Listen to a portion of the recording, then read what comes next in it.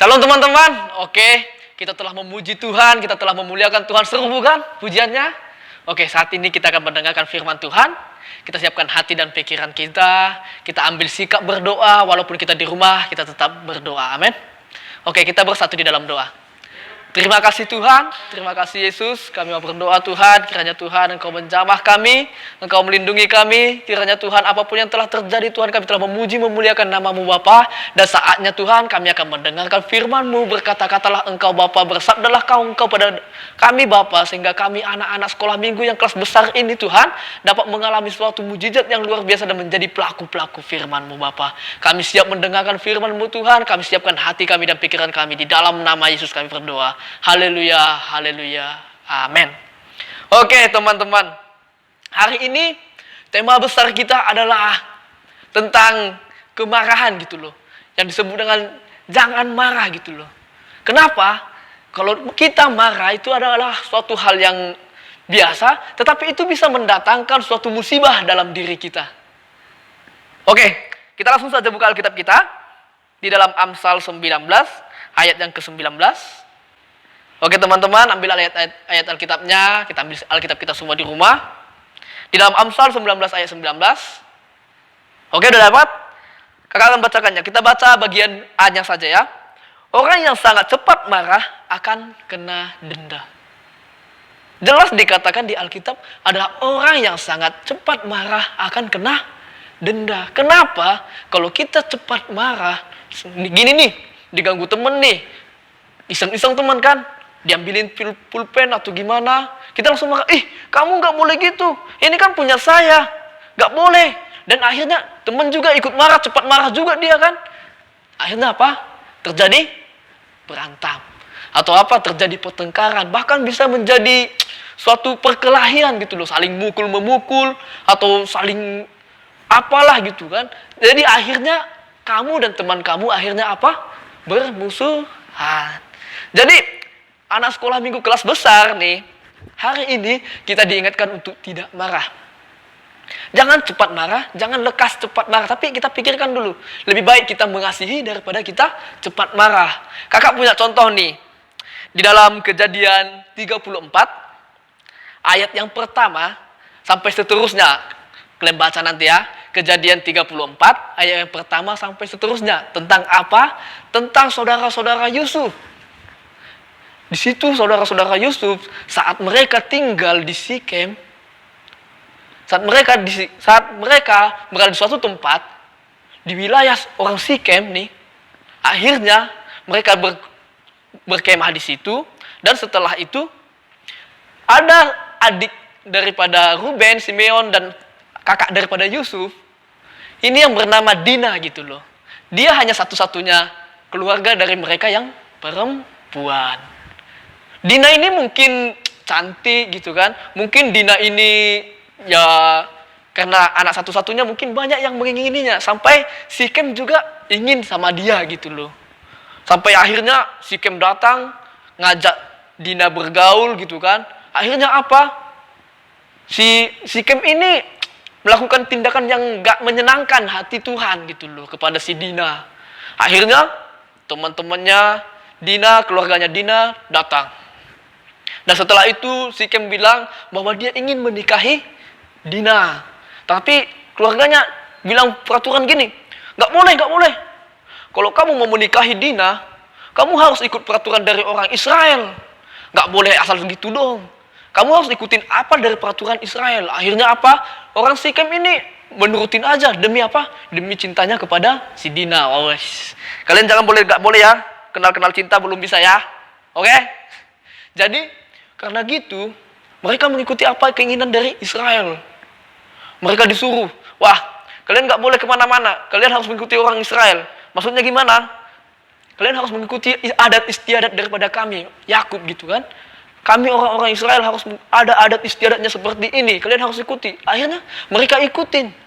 Setelah mereka ikutin, tetapi hati daripada teman-temannya ini, hati daripada kakak si Dina ini masih jengkel gitu loh. Mereka masih, gimana nih? Mereka masih kesel gitu loh, menyimpan dendam. Dan akhirnya Simeon dan Lewi, mereka sepakat, Gimana? Karena dia telah menjati adik kita si Dina, ayo kita bunuh aja semua laki-laki yang ada di keluarganya Sikem gitu, di negerinya Sikem. Akhirnya karena kemarahan mereka nggak berpikir panjang, karena mereka diliputi oleh kemarahannya, mereka mengambil pedang mereka pada hari yang ketiga, mereka datang, dan setelah itu mereka bunuh semuanya. Semuanya mereka bunuh, gak ada yang sisa. Mereka bunuh, dan akhirnya laki-laki semuanya terbunuh. Dan akhirnya apa? Mereka semuanya membunuhnya dan mereka pergi dari tempat mereka itu. Tetapi tadi di Amsal dikatakan orang yang menyimpan kemarahannya, orang yang suka marah akan kena dendanya. Kali ini kita lihat apa denda yang dialami oleh Lewi dan Ruben. Maaf, Simeon dan Lewi. Kita lihat apa yang kena denda daripada Simeon dan Lewi, apa yang mengalami mereka. Coba kita lihat di dalam Kejadian 49. Ayo teman-teman, lihat Kejadian 49 ayat 5 sampai yang ke-7. Oke? Kakak bacakan gini.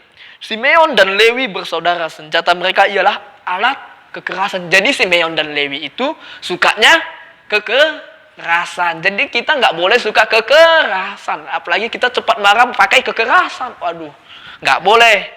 Dan di ayat 6, janganlah kiranya jiwaku turut dalam permufakatan mereka, janganlah kiranya rohku bersatu dengan perkumpulan mereka, sebab dalam kemarahannya mereka telah membunuh orang dan dalam kekaraannya mereka telah memotong urat keting lembu. Mereka dengan kemarahannya mereka membunuh orang. Alkitab jelas mengatakan, dan di ayat 7 nih, inilah denda yang mereka lakukan. Inilah denda yang harus mereka terima. Di sini dikatakan terkutuklah kemarahan mereka. Sebab amarahnya keras dan sebab barangnya bugis. Aku akan membagi-bagikan mereka di antara anak-anak Yakub.